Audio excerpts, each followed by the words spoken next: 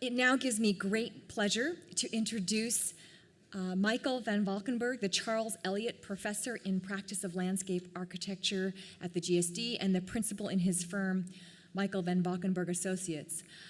As well, joining him is Anita Berrizbeitia, Professor of Landscape Architecture and Director of the Master of Landscape Architecture program.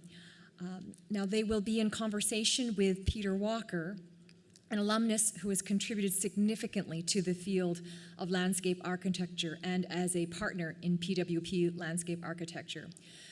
Michael, Anita, and Peter will be discussing Spectacular Simplicity, the Built Environment.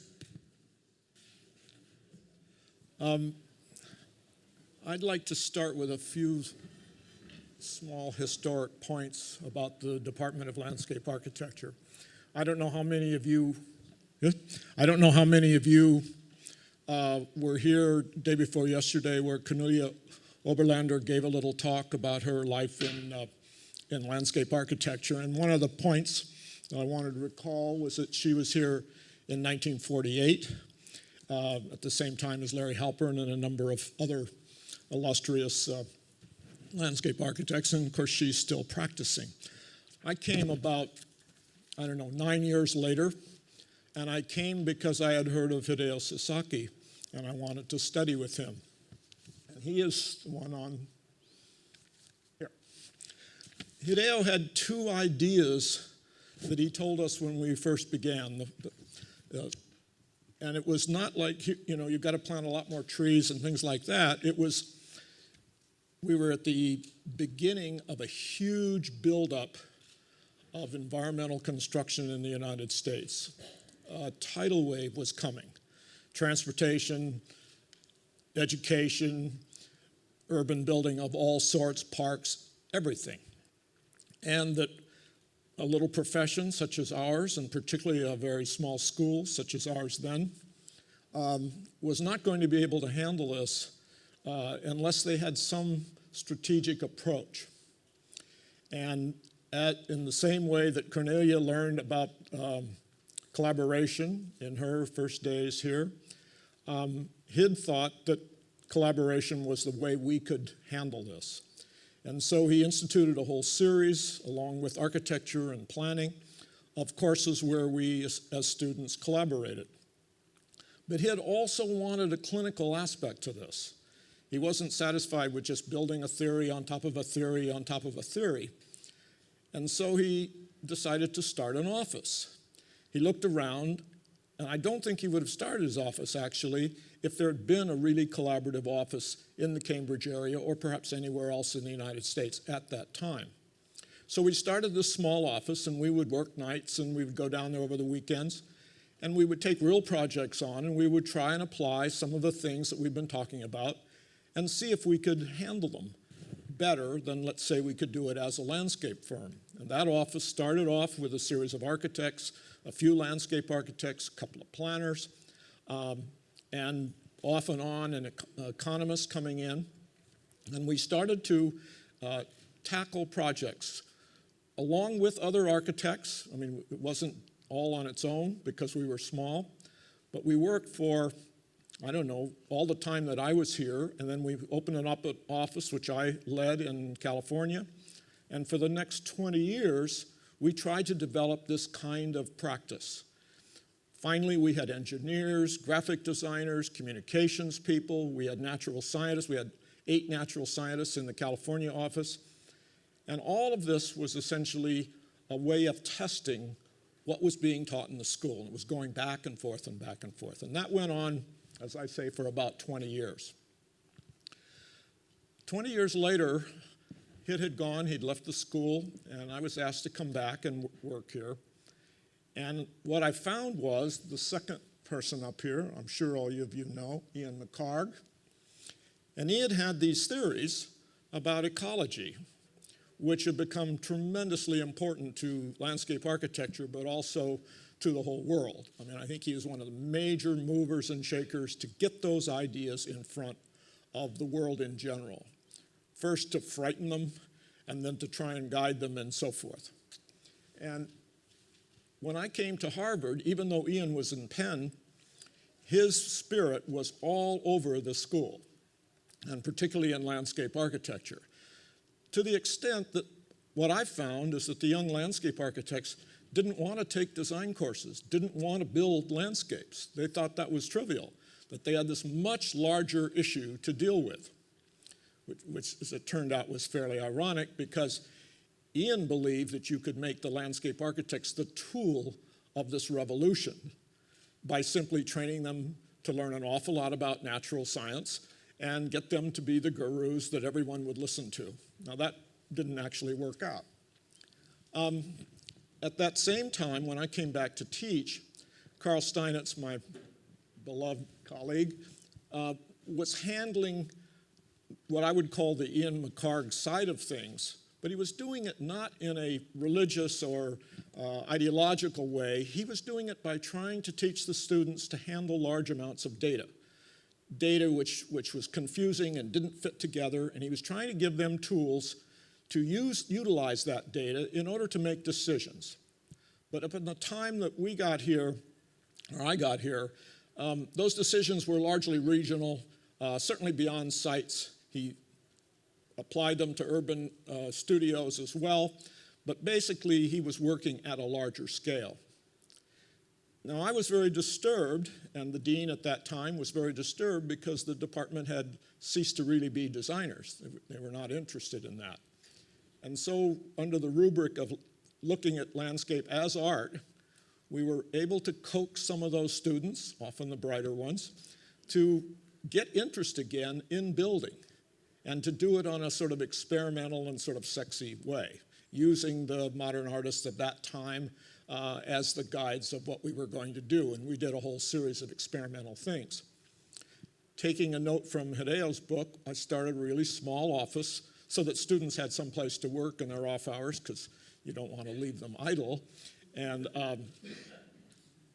trying to get them to actually take into competitions and various things those ideas and see if they can make them physically, see if they could actually build them, to test what we had been talking about. Now that firm is the firm that I belong to now. That firm became Peter Walker and Partners, and that's been 25 years now. Now what I'd like to do is show you 3 projects. I don't want to explain them, but I want to show them as a range of things that we've been able to do. Now one of the things that happened to Ian McHarg is because he really succeeded in the area of sounding the alarm. He got everybody up and excited about it, not just the Penn students, but everybody in the world. And, but what he didn't succeed is in this effort to make landscape architects the basic tools. So by the time we started, maybe 15, 20 years ago, by the time we started getting really serious projects, interesting projects, natural scientists, engineers who had basically taken over the ecology, they did all the EIRs, they did all the studies and so forth. Landscape lost that. But they then came back and are now consultants to us. It's a really interesting thing. When I first started practicing in the very beginning in 57, 58, I was always jealous because we were working with really good architects, Saarinen, Skidmore, so forth. And they had all these consultants that would help them do it, all kinds of engineers, kitchen specialists, vertical transportation specialists. They had a tremendous number of people to help them take on these larger tasks. And Hid and I really, except for the collaborative efforts, never found, we were lucky to have a civil engineer and sometimes a guy to do the irrigation plan. We didn't really have much backup. But by the early 90s, that backup was there. And the projects I want to show you quickly simply couldn't have been done without these people who could help us do them in profound and in actually very complex ways. This is the memorial. I'm sure everybody knows what it is. But sitting underneath the memorial is this extravagant machine for growing trees. And it involves special soils, it involves drainage systems, it involves ways to get under and work on roots rather than digging them up, because this is on top of a 7-story building. It involves huge tanks 7 stories down, and all the water that's collected in the spring from snow melt and from rain goes down and is kept in what we call the aquifer down here in these tanks, and then it's pumped up at the end of summer when you need that water. You can treat it down there and then you bring it back up, and then it'll go into the drains and it'll do it again. It's very much like an aquifer, and then the water trickles down through the soil and then you use it again. So this is a sort of fancy mechanical aquifer. We had a fountain that was a waterfall which is 1,600 feet long. Each of the voids is 200 feet on a side, so that's 1,600 altogether. We've done a lot of waterfalls, but if you take a waterfall, you have to put an inch or 3/4 of an inch across the weir in order for it to get all the way down to the bottom. And it doesn't take any energy to get down to the bottom, but to pump it back up takes a tremendous amount of energy, and particularly if you're having to pump it very, very quickly. So 2 of our consultants, this is Dan User down in the pond, developed a way of making a fountain through a comb, where the water comes down and becomes a whole series of tiny waterfalls that when you see it looks like a sheet of water, but uses 1/10 of the amount of water going over the weir. And from $5 million a year in electrical bills, it went to $500,000, which wouldn't break the bank. The $500 million would have broken the bank. Lighting, consultants for stone. Our goal in all areas, including the biologic area, is 80 to 120 years. So we built for the long haul. We had extraordinary people to help us do all of these things. This is a project in Sydney. I didn't think I'd ever get another memorial, but this is a memorial to the Aborigines. It's on the waterfront in Sydney. And this is an old container port that had been cut down 60 feet out of the living stone and separated the upper part of Sydney, the neighborhoods, from this waterfront. And the container port was secure, and so people who could walk all around all the rest of Sydney could not walk around this link. And what we did is we reconnected it vertically. Oops, go back one here. We connected it vertically by putting dirt back up to rebuild this headland so that you now can walk from these old historic neighborhoods all the way down to the water. And then we built a pathway and a water's edge all the way around. This is Richard Rogers' buildings, all the way around to reconnect this thing horizontally and vertically. Now, this is the plan. It goes all the way through now. All the public realm you can see is park. The Rogers buildings are down here. And this is the Crown Hotel. And then there will be some more buildings in here. But this whole continuum is being built as part of this public effort. We had these people who knew all about stone, so they made a quarry right on the site and took all the stone that we needed out of the quarry and then set it around the edge at the water's edge all the way around for about a mile to make the base of this hill.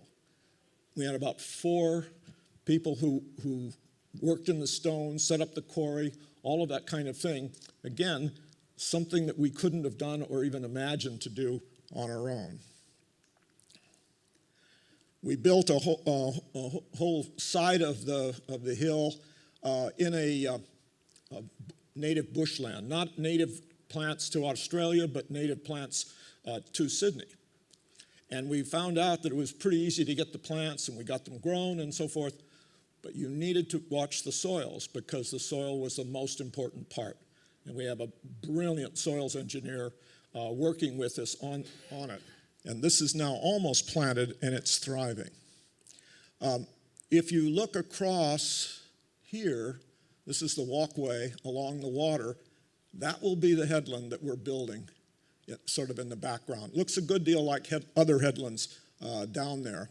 And this is a connection, another connection that goes from the lower grade here all the way up to the Miller Point neighborhood, and a stair, great public stair, which will come down and connect those two. An awful lot of this was about connecting it back to the city.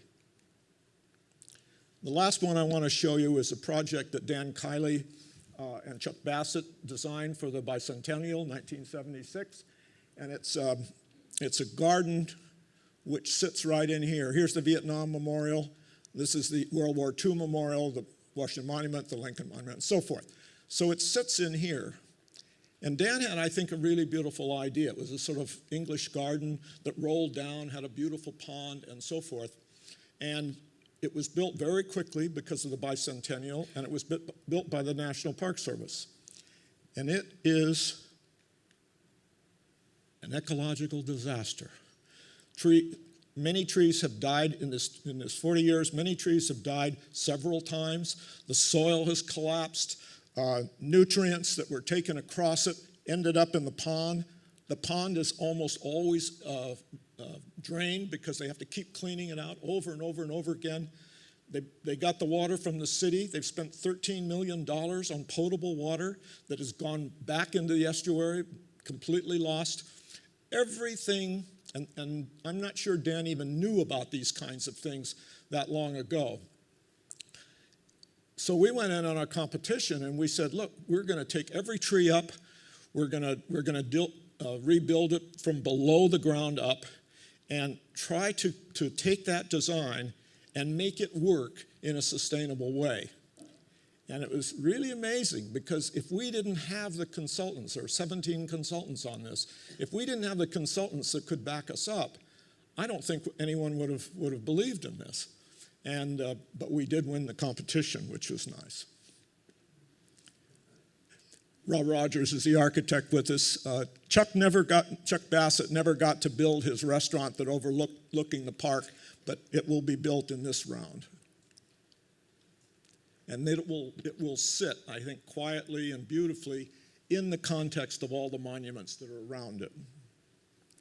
Now, what I guess my reason for telling you all this is to plea to not forget about practice. Practice is how you find out whether the ideas you have work. And not to get your students to the point where they will not want to go out and work on these things, build these things, suffer the disappointments, learning the various things that they need to learn. Because it seems to me, just as Hid thought, it is an essential part of not only the education process, but of building up a profession that can hold its head up and be a strong player along with all of the rest of you.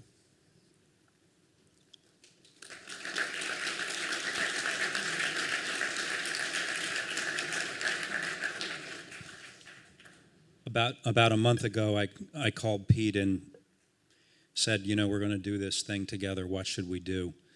And he said, well, you know, one thing we share, Michael, is we both love practice and we both love what has contributed to our lives. So how about if we each just took things from our practice that we thought brought forward to you things that are relevant to the contemporary condition. So I also have selected 3 projects. I'm going to go a little quickly because we want to leave time for a discussion with Anita. And mine are all organized thematically around infrastructure, which is an important idea in urban culture today and is certainly a word in various permutations that we've heard all day. I think that the thing that landscape architects are bringing to urbanism and to the issue of infrastructure is that we're using fundamentally different systems for making those infrastructures function. That's not happening principally for reasons of pedagogy. It's happening principally because the world around us is changing extremely dramatically, and many of the agents of change are the consequence of various forms of global warming. This is our Brooklyn Bridge Park and Jean Nouvel's carousel underwater 2 years ago. Sea level rising. We have new challenges of coastal erosion and how that's changing the politics and indeed the sensibility of occupying the edge. This is, of course, something we're all familiar with here in the East particularly. Another one is that there are disrupted ecologies and radically changing ecologies. For instance, in the work that Rosetta and the Harvard team and I did together, there are 7 reservoirs in Rhode Island that will all be lost with the consequence of the eroding shore edge. And of course, the reservoirs have to be replaced, but those offer tremendous creative opportunities for landscape architects to think of new uses for those landscapes. Flooding. And then, of course, the thing that we've been finding in our practice is that by combining the traditional aspirations of landscape making with the needs of infrastructure itself, they can be both the purpose and the engine of innovative design. If we think of traditional infrastructure as invisible, reductive, static, brittle, limited in its lifespan, and expensive, it's very true that green infrastructure is often visible, it's complex, particularly ecologically, it's dynamic, which means that it's adjustable. It has inherent flexibility. It has a very long lifespan by the way it's self-sustaining and it's resourceful. And that the elements of that, which interesting might have been the way that landscape architecture was defined by Olmsted 150 years ago, the tools of this infrastructure are water, plants, soils, topography, materiality, and social space. However, it requires a very different way of working, and it's interesting because it adds completely onto how Pete's describing the profession has changed since mid-20th century, which is there's an interdisciplinarity at its root, and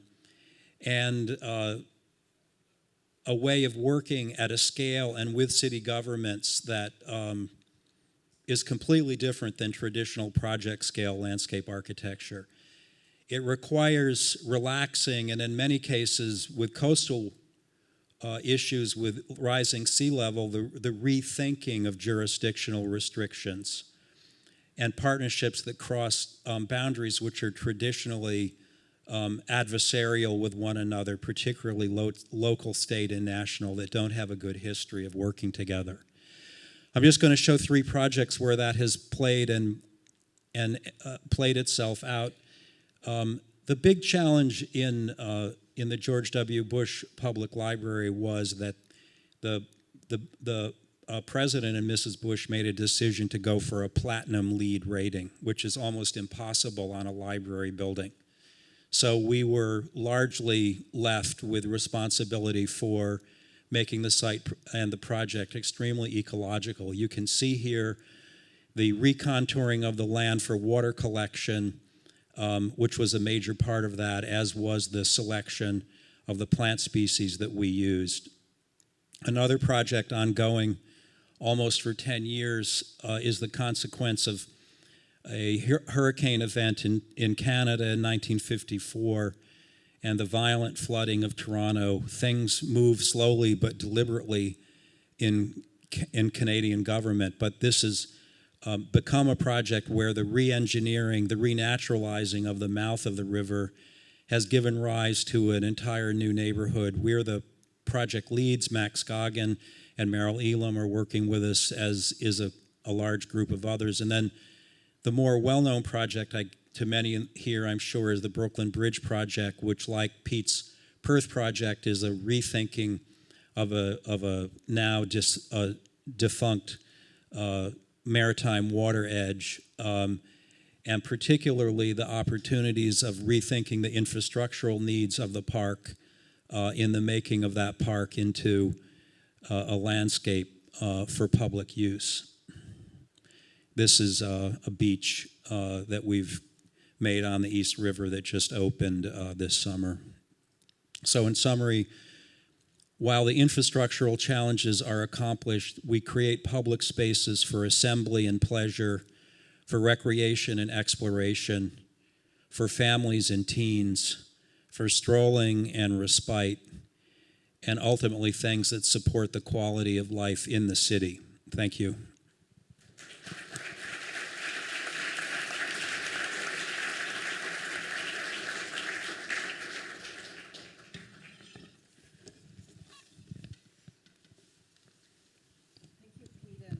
And Michael, this is a fantastic reaffirming of what design is. And it is great to see this work after the panel on research and after the panels this morning, because the work actually demonstrates a complete synthesis of research with design sensibility, and the offering of so much more than technology and so much more than data into places that have much more, I am hesitant to use the word agency, but that do provide a great variety of experience within the city. And so the historical line that you gave us, Pete, is very interesting because in a way it rehearses some of the things that were touched upon this morning. However, what is very different, it is that the GSD right now internally has all that knowledge that Sasaki and McHarg had to go outside in order to engage it. So whereas biologists, ecologists, engineers, et cetera, were part of, or they were wanting to include in their work and assimilate into their work, that existed outside the walls of a place like this and outside of the GSD. And now, as we saw in the previous panel, that research, in fact, is going on, very much geared and applied towards design. It wasn't explicitly stated that way. It was more stated in the terms of sort of, let's say, academic inquiry. But underlying all of that research is the fact that it is going to be applied to address questions of the city, questions of emergencies, of better construction, et cetera. And so presenting this notion of how did you call it, the mechanical aquifer under the memorial to 9/11 is a fantastic image of how research, in fact, and technology is used to drive a vision, not to drive it, to implement a vision rather than as a kind of positivistic notion. Or idea behind, let's say, saving the world through ecology as McHarg wanted it. And the same thing with your projects, Michael. They are highly informed by technology in a very integrative way. And yet it is not just about technology. It is not about doing what the ecologist or the engineer said that needed to be done at that site. It actually transcends that to become so much more. So what drives the work? How do you, in fact, insert the possibility of something that is perhaps intangible made tangible? When one goes to the memorial at 9/11, I, in fact, see that each side of those fountains is a different color of blue, and that the light is never the same. And I don't need to know about the aquifer, the mechanical aquifer underneath. Only when the trees die, then you need to know. Well, I don't know whether Michael would agree, but I think our transformation this last 15 years or so was really a transformation of language, to learn enough of the language of the people who have technical knowledge that we need to use. to have this conversation. And part of the conversation is to learn things and to learn enough, talk enough so that you can actually think about them and use them. But the other part of the conversation, and which is increasingly important in our office, is when you get 10 different experts in the room and you have to somehow get them really to put together a combined scheme which complements each other, that all the pieces will fit. Because many sciences and many techniques start from zero sum, and we're not interested in zero sum. We're interested in how those things come together, and having enough ability to speak those languages is really crucial, and that would be one thing that I would encourage here on a systematic basis. It's not learning about this thing and learning about that thing, but asking and being skeptical about how you can put those things together, because I think you can learn a good deal in the abstract on that. You still have to go out and try things, but I think you can get a really big head start on certainly where we were, because it took us years and years and years to learn enough to be able to do these kinds of things. And when we did learn and we started getting confident, and I know Michael's this way too, you feel much more powerful. I mean, the range of things that you have to bring to a particular problem is greatly magnified. Shut up, is that what that says? Oh, that's the next one. You don't know who you're dealing with here.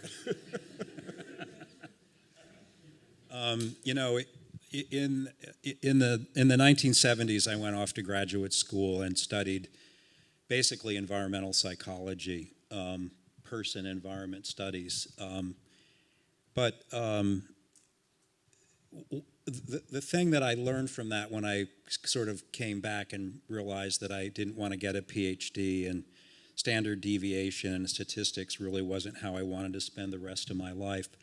I had been changed as a designer, however, and the thing that you're making me think of, Pete, that I feel is my most important role in my office, which is, you know, quite large at this time, is the relationship that I have to the creative team in the office, but more specifically, the relationship they have to the people that you were describing as so integral. And that may sound like a small way, but when you're the impresario and the leader of a complicated project, the only way that you extract genius out of the group as a consensus is the kind of spirit and the kind of openness to challenge and questioning that comes from the leadership of the team. And I think of anything that has changed in landscape architecture across my, you know, now not so short period of time in the field, is to see landscape architects ascending naturally to that leadership. And I think it comes very much out of the way that we problem solve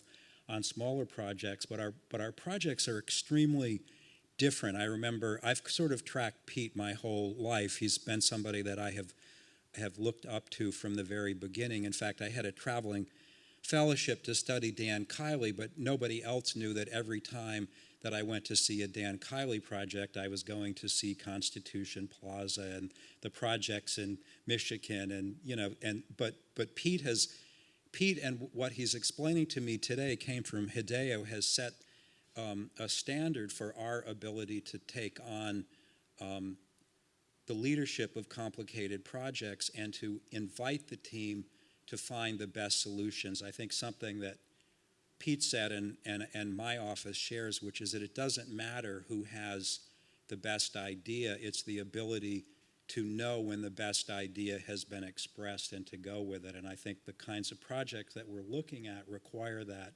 every step of the way. And to learn to grab it, you know, to be watching for it. When I was very young, 25 or so, we were working with a project with Eero Saarinen, and Dan Kiley was the landscape architect on another project, and you go into the office and one's on one wall and ours was on the other wall.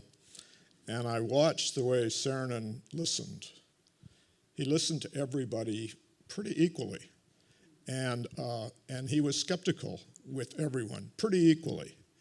But when something popped up that he saw that was usable, that was important, it was like he could catch a fly in the air. You know, he was just amazing at that.